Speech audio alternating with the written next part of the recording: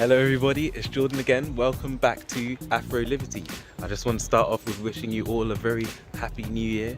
2018 is already upon us and new year, new me, all of that kind of business. So today I'm going to talk to you about 10 reasons why you should consider going vegan as your New Year's resolution and hopefully keep it up, of course. First reason is increased energy levels.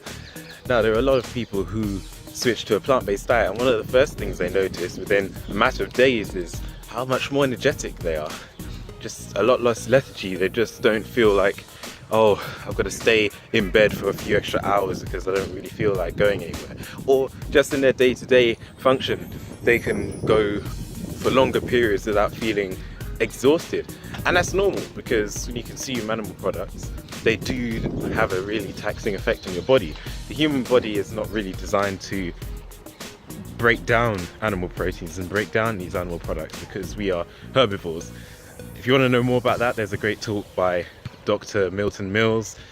He's part of the group of many physicians I mentioned in a previous video. You know, the likes of Michael Greger, the likes of Dr. Michael Clapper, you know, all of those guys, they have great information on that. But anyway, it takes a toll on the body. It takes ages to digest. It causes a load of inflammation, and no wonder you feel awful sometimes after eating a load of meat, because it's just your body telling you that it's not great. So switch to a plant-based diet if you want more energy. Reason number 2 is to regain control of your natural hormones. Now, what happens when you eat a lot of meat, dairy, eggs and all of that?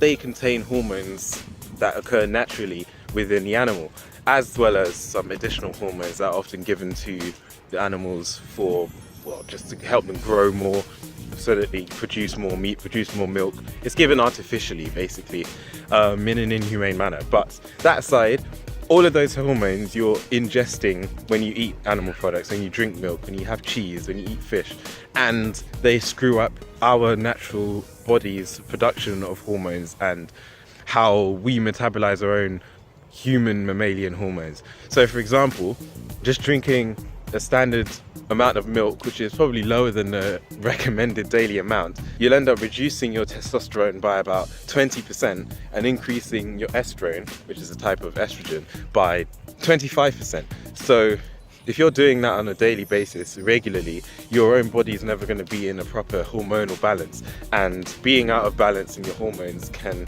lead to all kinds of problems, such as hormonal related problems such as prostate cancer, breast cancer, I can't vouch for this myself, but many people who have periods where they menstruate, they say that stopping the consumption of animal products to reduce the amount of pain that they had, the number of cramps and all the rest of it. They don't bleed as heavily. So if you're somebody who struggles with that, then hey, try a plant-based diet and see whether those effects go. Funnily enough, reason number 3 is protein. Now, I'm sure many people who are on a plant-based diet have at some point in their life been asked, where do you get your protein? Now, for me, the best rebuttal to that is, well, if we're eating animals, where do you think their protein comes from? It doesn't come from divine intervention and it's not from magic. It's because they're eating the plants, which are the only organisms out there which can produce protein.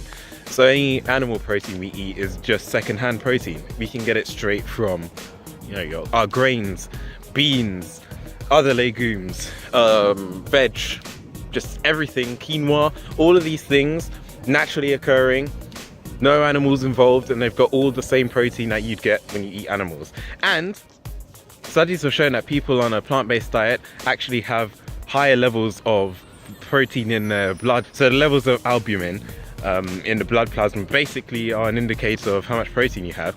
Vegans actually have higher amounts of protein in their blood, which is quite surprising considering the view held by society is that people on a plant-based diet have a supposed protein deficiency, which isn't even a real condition. Nobody has that. And actually, modern recommendations of protein intakes are actually way too high. The human body does not require the amount of protein that is often touted. The only reason there's such a fixation on protein in society is because the industries selling these animal products need to give people a reason to continue buying them. So if you tell them, oh, you need this protein, you need this, you need that, and you can only get protein from beef, you can only get it from chicken, from milk, cheese, then it keeps us hooked. So there's no surprise that people think that protein only comes from animals, and there's no surprise that they think we need so much of it, because we've been conditioned to believe that, and it's not true. Number 4 is potentially get clearer skin. So if you're somebody who struggles with acne, there are so many stories out there with people who have switched to a plant-based diet and their skin clears up, it glows, they just look a lot healthier.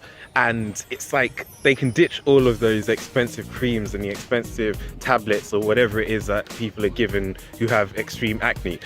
Spending all of that money on those things doesn't really address the underlying problem. Now, I'm not saying that diet is the only issue when it comes down to developing acne, but it does play a large role.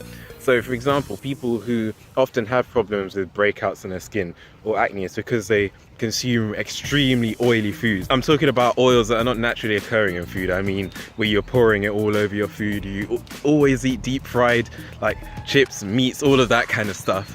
Unhealthy foods. They have low levels of vitamin A, vitamin E, and zinc. So if you're on a plant-based diet, you're likely to be getting those things in abundance. Why?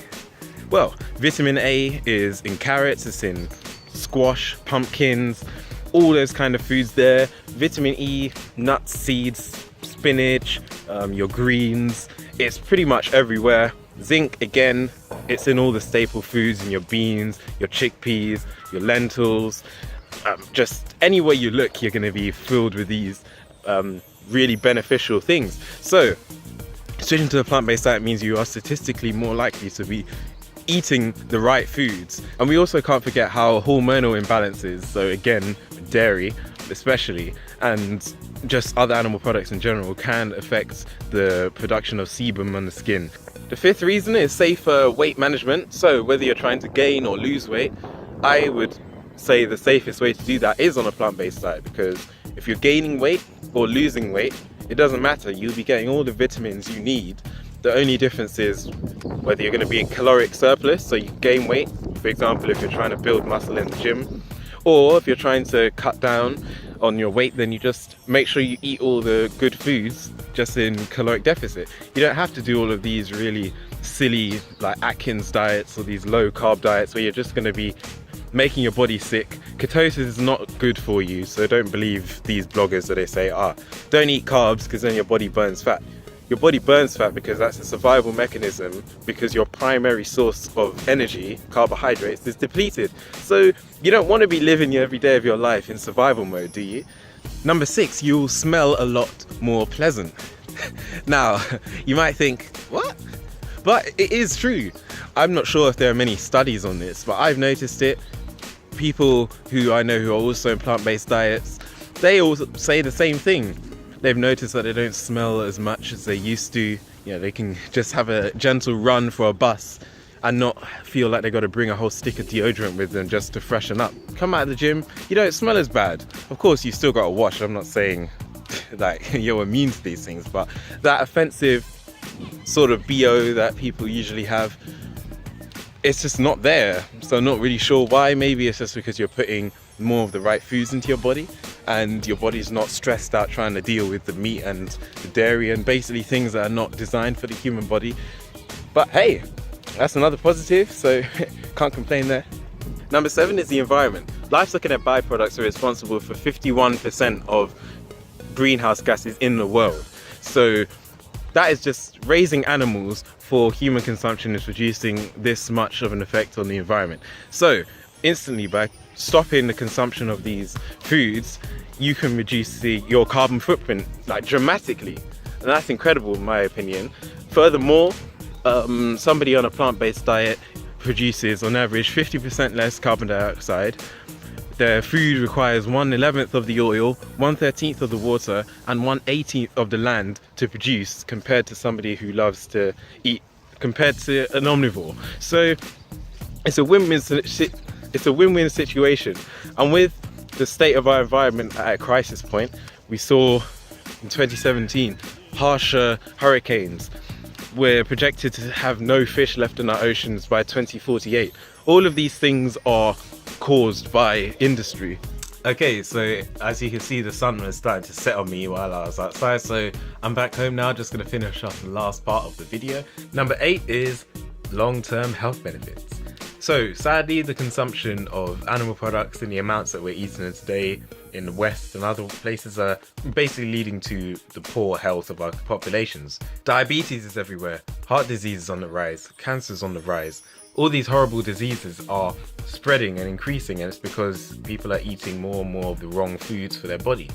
So, for example, the Physicians Committee for Responsible Medicine recently came out with a publication that said if you eat meat on a regular basis, then as a man you have a 1 in 2 chance of developing cancer in later life, and as a woman 1 in 3. Those statistics are extremely shocking and worrying to me. Things like fish and eggs have been linked to an increased risk of developing diabetes.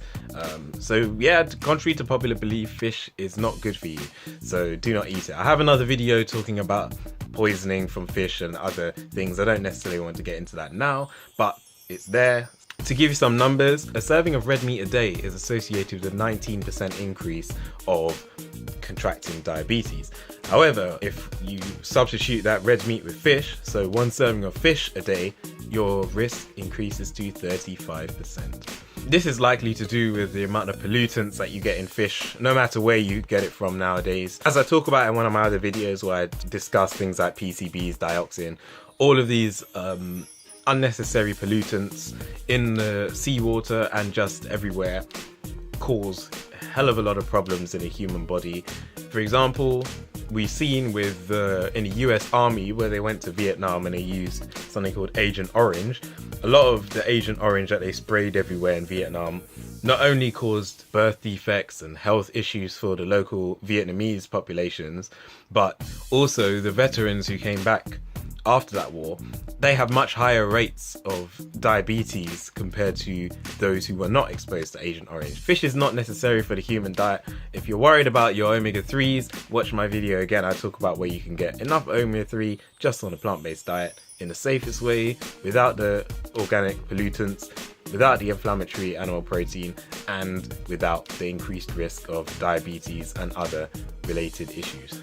Like consuming dairy, for example milk, if you consume it regularly compared to somebody who doesn't consume it at all, as a man you have a 68% increased chance of contracting prostate cancer in later life. Prostate cancer is the most common cancer in men in the world. If you eat processed meat such as bacon, salami, pepperoni, that is a type 1 carcinogen by the World Health Organization. They recently came out with a new updated list earlier in 2017. To put that into perspective, that's in the same group as tobacco, asbestos and plutonium.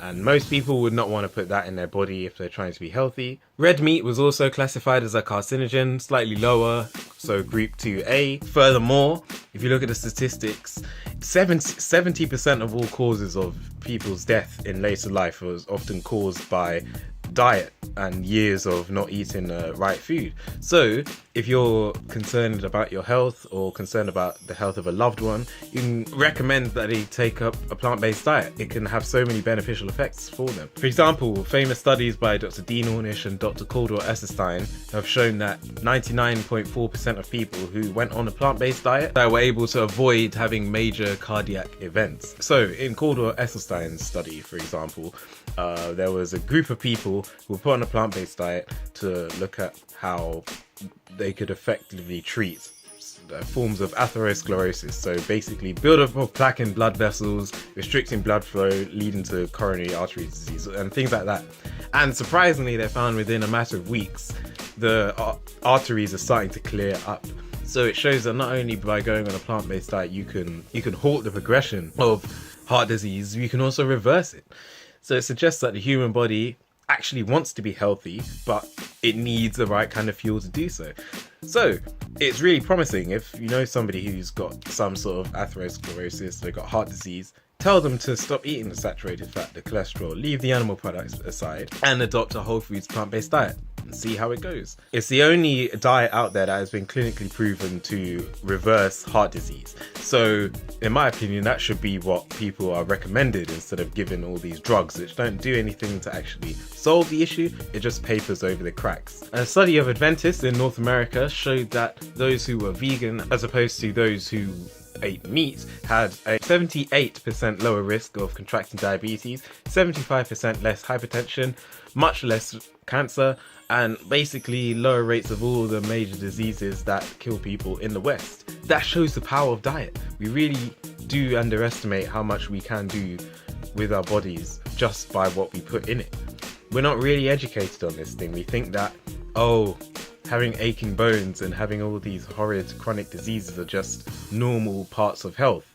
We just put it down to, oh well, they're old, or maybe even genetics, but about 5 to 10% of most diseases are genetically driven. 90 to 95% of that is lifestyle, mainly diet. And so after watching all of that, if you still think, yeah, well, I love the taste of meat, okay, but remember, meat only tastes good when you season it. And seasoning is plants. So there we are. There are 8 reasons to go plant-based in 2018. So I hope one of those reasons was enough to convince you to give it a go this January, and hopefully to continue it for the rest of your life. You won't regret it. It will be great fun, not just for you, but for the rest of nature and for the planet. So if you enjoyed my video, share it with your friends, subscribe, like, comment, and I will see you in the next video. Bless up.